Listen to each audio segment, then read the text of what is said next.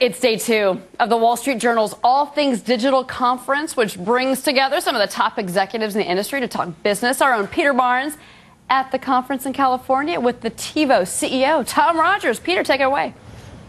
Hey, Cheryl. Well, Tom's about to present to the group here in the next hour or so, so we're getting a preview. This guy is the hardest working guy in Silicon Valley. He's been at TiVo for 3 years trying to get this digital video recorder business going and going fast, and he's actually very happy this morning because yesterday the company reported its first quarter earnings of 4 cents a share, beat expectations by about 5 cents. The street was expecting a loss of a penny a share. And Tom, you just said this is the first significant profit at the company since you came aboard. How did you do it? Well, it's the first comfortably net income profitable quarter we had. We had one before that was just over the border, but this time we were comfortably net income positive. And we've been making a lot of progress at TiVo. We've maintained the company on the cutting edge. We've gotten much more efficient about marketing, which had a lot to do with the profitability this year. Yeah, and you've been working hard on this for quite some time, trying to get the business model.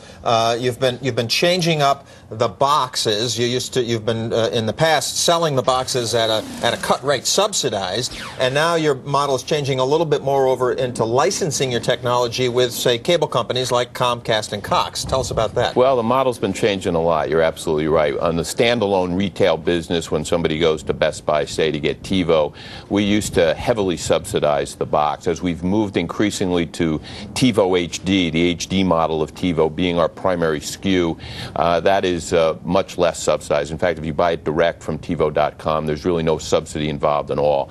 That's given us a lot more flexibility on our service pricing plan, so that's one way we've changed the model. The other way has been we're dealing directly with cable companies now. Comcast is our focus at the time, and there we don't provide a box. We provide a software upgrade to the cable company's DVR so they can offer a best-of-breed DVR TiVo experience without our having to be into the hardware business at all. You've also got some good news on a big lawsuit, a patent infringement lawsuit that you had against EchoStar/Dish Network. You have some good news on that. The court just found in your favor. Give us the details and how will that affect the company? Well, we have a few strategies here. We have the beat 'em strategy, which is the show the value of our intellectual property, and we've pursued this litigation against EchoStar. This is a $94 million lawsuit. Well, a $94 million lawsuit.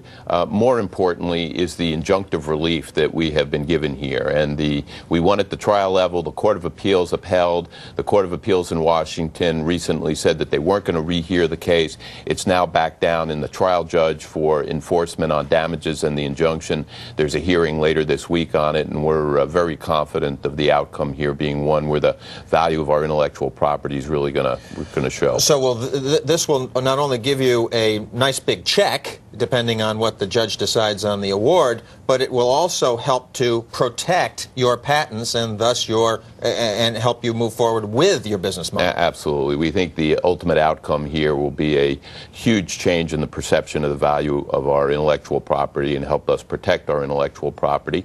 In the meantime, we are pursuing our independent course of selling TiVos, as I said, through retailers, and the join 'em strategy, as we're doing with Comcast and Cox, in terms of actually working with mass distribution partners to offer TiVo that way. So we have many lines of pursuit here. Let me see if Tom and Cheryl have any questions in New York. Tom, Cheryl? Well, I mean, the one thing I'm curious about is the branding of TiVo, because you've got so much competition coming from the DVR, but really TiVo is the brand name. It's what we think about when it comes to digital recording. I mean, how concerned is he about the TiVo name itself?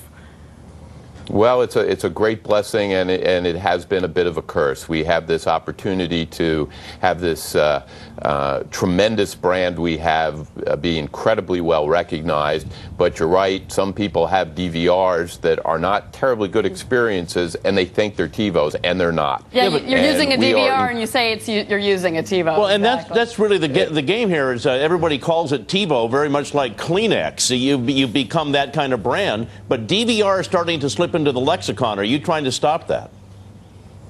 Well, a DVR is very different than a TiVo, and the Kleenex analogy really isn't there. It's very hard to tell the difference between Kleenex and other facial tissue. There's a huge difference between TiVo and a generic DVR, and getting those differentiated features understood is really our challenge. We're going beyond DVR, digital video recorder, and really saying TiVo's the only DVR that's also a DVR, by which I mean it's a digital video retriever. And whether you're recording or you're getting movies downloaded from Amazon or in shortly videos off of YouTube or really any song ever made, all of that is retrievable right to your television set through TiVo, things that generic DVRs can't even begin to do. The next phase of it. Tom Rogers, the CEO of TiVo, thank you so much for being with us, and our thanks, of course, to our own Peter Barnes. Thank you all. Meantime, we have a programming note for you. Wall Street legend Ken Langone will be...